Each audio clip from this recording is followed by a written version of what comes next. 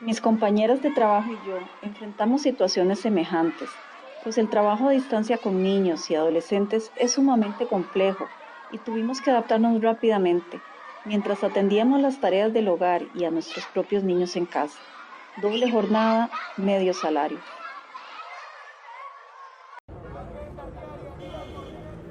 Tome, tome, muchacha, no olvide su vuelto. Vieras, no sé qué hacer, nadie me va a contratar. Vivo de mis ahorros. Además de ocasionar una emergencia sanitaria, el nuevo coronavirus provocó otra crisis, la del desempleo por COVID-19, que ha afectado a miles de ticos del sector informal, del cual soy parte y no parece acabar.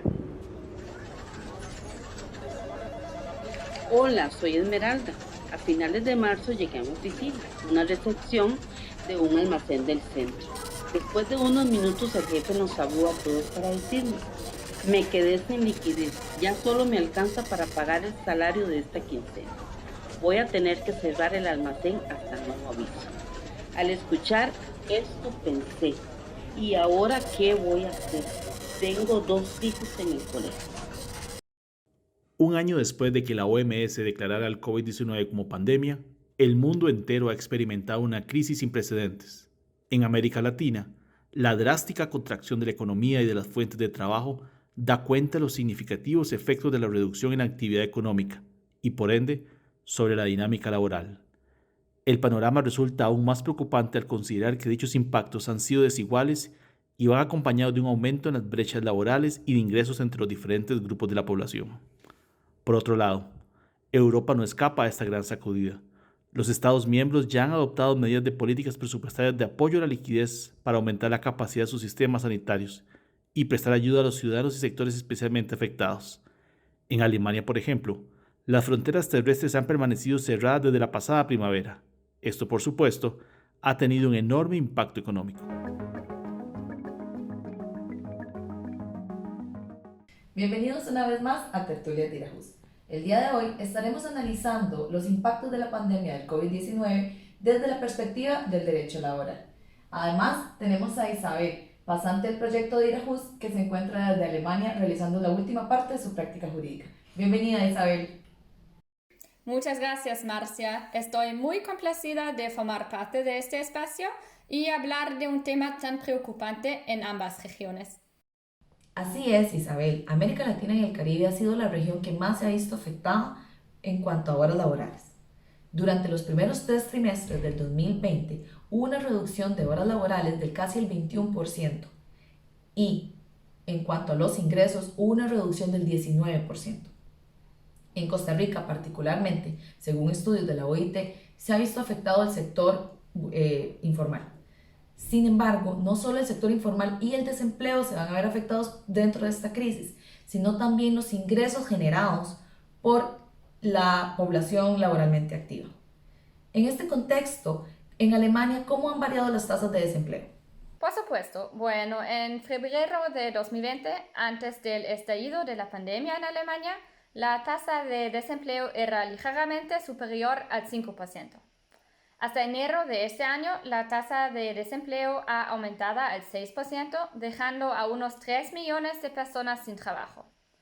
Con una población de 83 millones de habitantes, esto no suena tan mal, pero hay que tener en cuenta que al menos otros 3 millones de personas no pueden trabajar o trabajan mucho menos y en consecuencia tienen menores ingresos que afectan también a sus familias.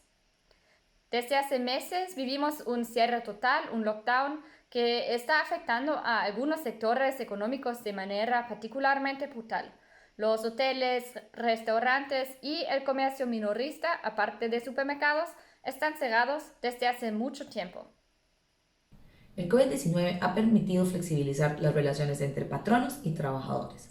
Esto ha logrado mantener muchas de estas relaciones y ha evitado muchos despidos masivos.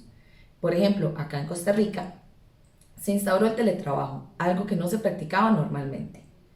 En Alemania, ¿qué cambios han habido en materia laboral? En Alemania existe un sistema que se llama Kurzarbeit, es como una jornada reducida y en términos sencillos esto significa que bajo determinadas condiciones, en particular en caso de dificultades económicas de una empresa, el empresario solo está obligado a emplear y a pagar al trabajador en función de sus necesidades. Y durante el periodo de jornada reducida, el Estado alemán compensará parte del salario de los trabajadores.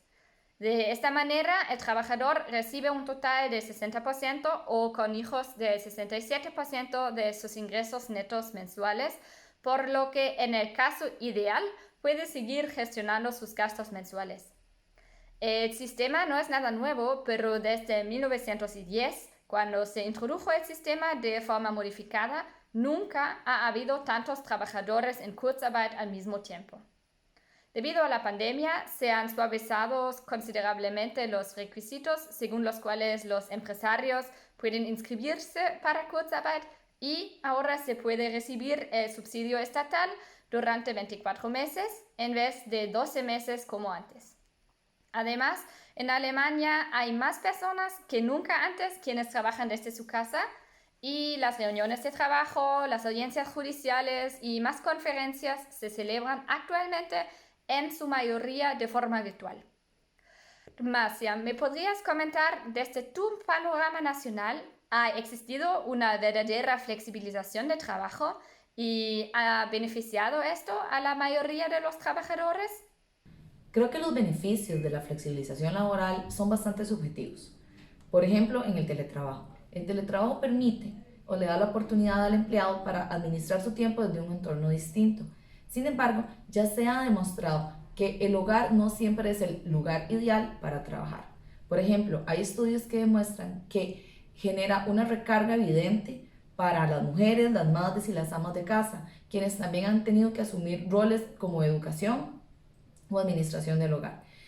La flexibilización laboral es ventajosa, pero hay que valorar otros factores antes de decir si es ventajosa para todos. En este contexto, ya sabemos que hay derechos laborales que han sido modificados.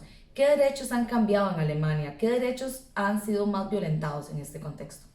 Por ejemplo, se promulgó una ley que exige que un empleado siga cobrando su salario hasta 6 semanas en caso de orden de cuarentena.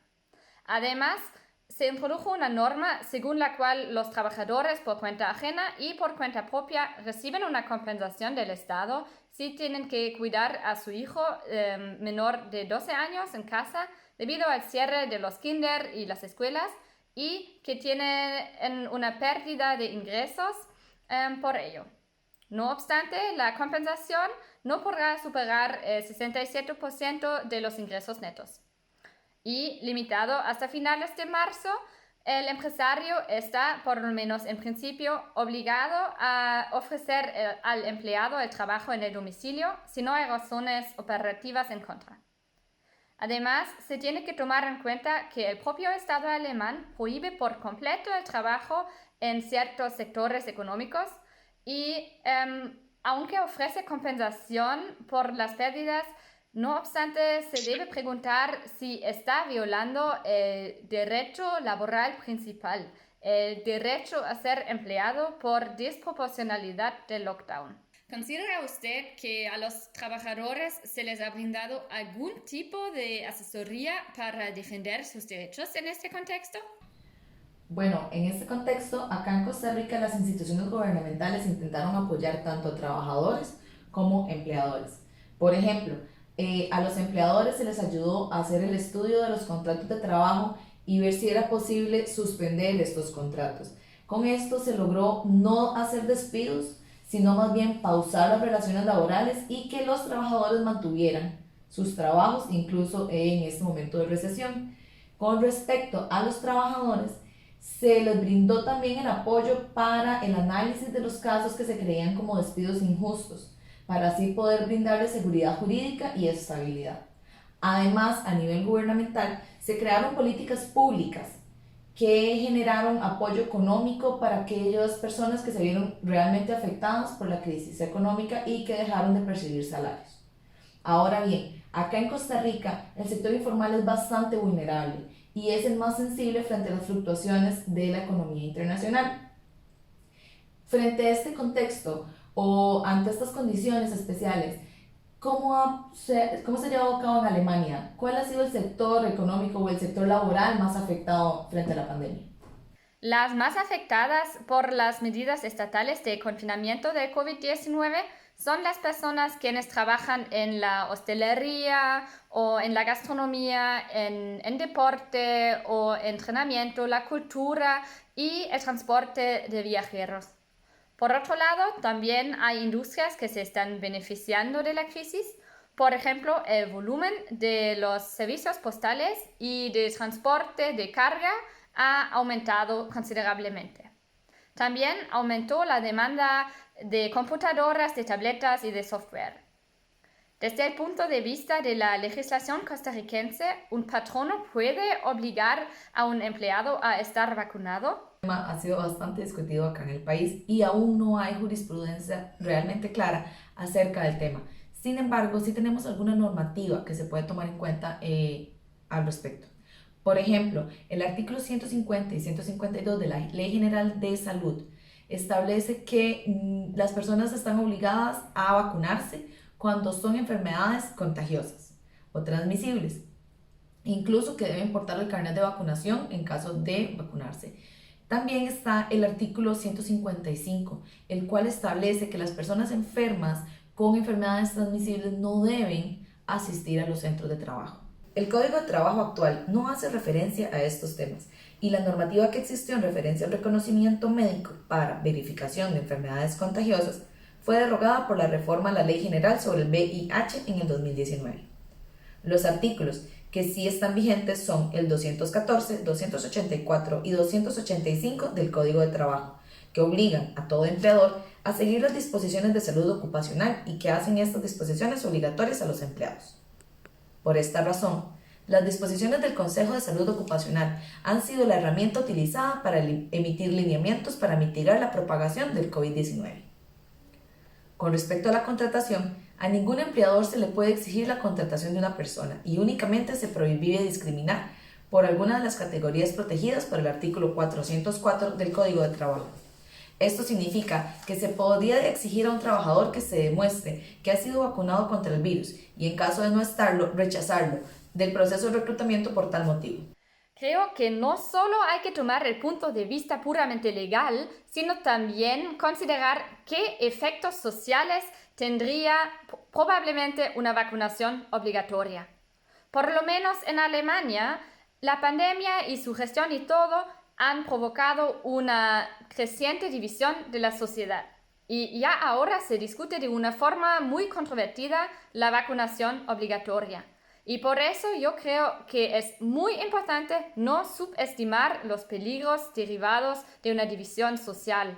Sí, creo que la situación actual ha evidenciado las restricciones que tienen tanto las políticas sociales como laborales. Incluso es posible que la reactivación económica tome muchísimo más tiempo para poder alcanzar los niveles que teníamos previos a la crisis sanitaria. Naciones Unidas ha establecido que incluso el cumplimiento de los ODS va a ser mucho más lento y que es necesario que hayan políticas tanto sectoriales como macro paralelamente para poder alcanzar un desarrollo del empleo sostenible. Isabel, muchísimas gracias por participar con nosotros el día de hoy. Ha sido un gusto compartir con usted.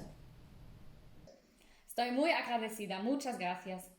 Y a todos ustedes, muchísimas gracias también por compartir con nosotros en otra nueva tertulia de Hijos.